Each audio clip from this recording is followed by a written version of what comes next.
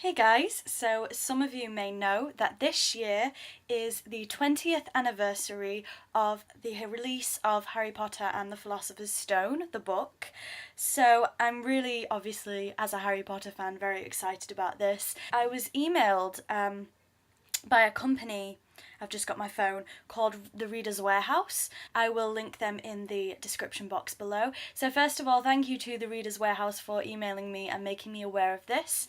Anyway, what they've decided to do is create a Harry Potter 20 tag, and you know I love my tags. Here we go, let's get started. So this is the Harry Potter 20 tag created by Reader's Warehouse. I will link them in the description below. Question 1. How did you discover Harry Potter? Did you read the books first or watch the movies? Now, I've spoken about this in the past before on my channel. Now, the problem is with this question, I don't quite remember how old I was when I discovered Harry Potter, but it was definitely the book first. I remember in a free box in my local charity shop, actually, there was a really battered copy of Harry Potter and the Goblet of Fire.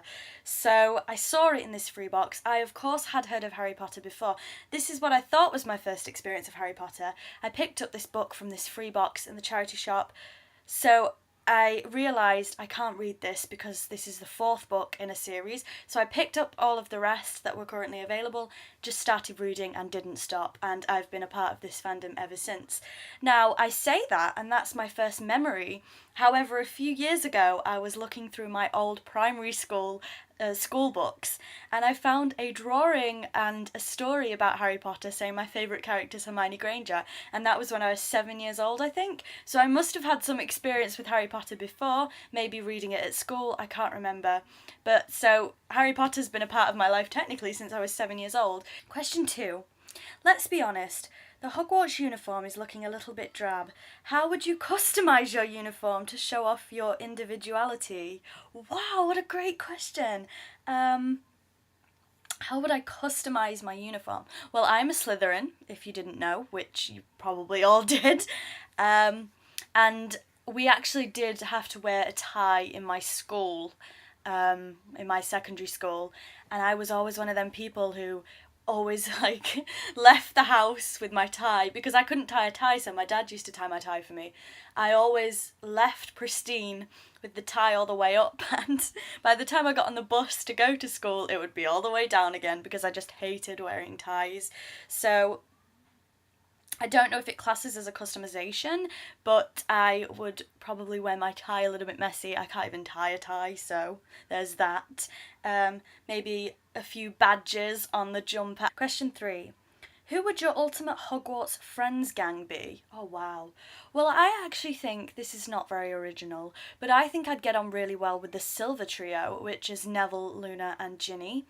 I think I'd get along with them a lot more than with the Golden Trio. Question 4. If you were a teacher at Hogwarts, what class would you teach?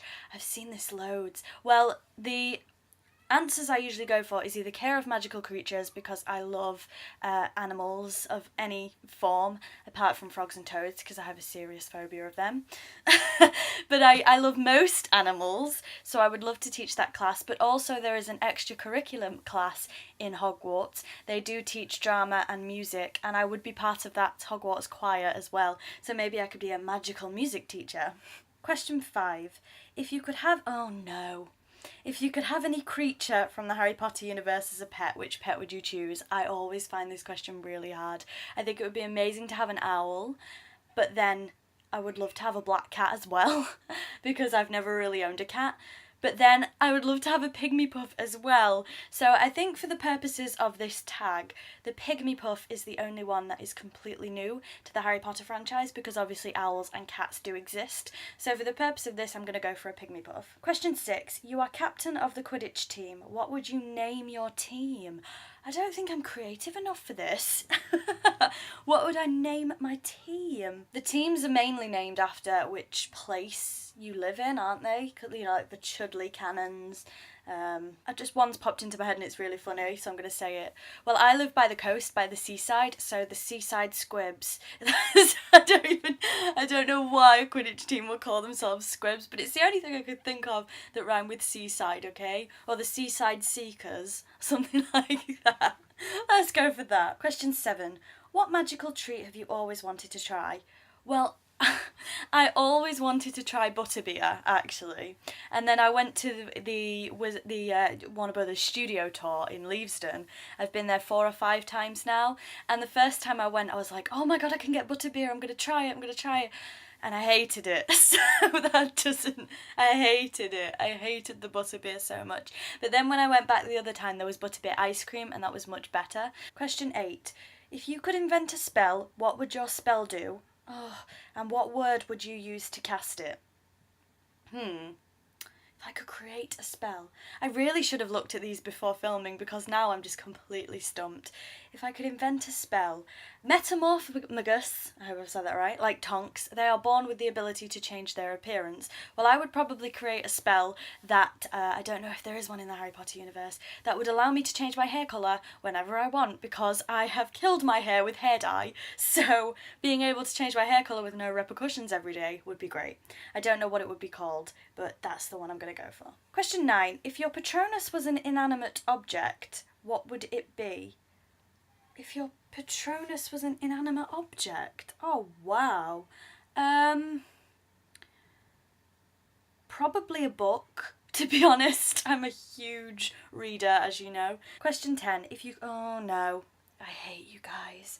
If you could bring any Harry Potter character back to life, who would you resurrect? That's an evil question. I'm going to have to go for Nymphadora Tonks, though, because like I said, she is my all-time favourite. Probably one of my all-time favourite characters of all time, actually, not just Harry Potter. There's many, many reasons for that, but this tag would go on for far too long if I mentioned all of my reasons for liking Tonks. Question 11. You've been given free reign of Diagon Alley and can have anything you want. What shop do you hit first? I'm gonna have to be really boring and probably say Flourish and Blotts, the bookstore, because like I said, I'm a huge book fan, and imagine like being able to pick up all of the books from the Wizarding World. That would be amazing. Question 12. If you could send an owl post to anyone in the Harry Potter universe, who would you write to and why? If I could send anyone in the Harry Potter universe, I would probably write to Ginny, because I feel like we'd get on the most. I don't know why, like, she's not one of my favourite well, she is one of my favourite characters, but she's not my favourite, but I just feel like me and Ginny would get on so much. I mean, we're both gingers, so that helps, but I just feel like we'd get on a lot. Question 13, last question. Warning, this is not real. Oh. If J.K. Rowling were to announce a spin-off series from the Harry Potter universe, which character would you love to see as the protagonist? These questions, guys, before I answer this last question, I just want to say these questions are amazing, so well done to whoever, Reader's Warehouse for creating these questions, because these are amazing.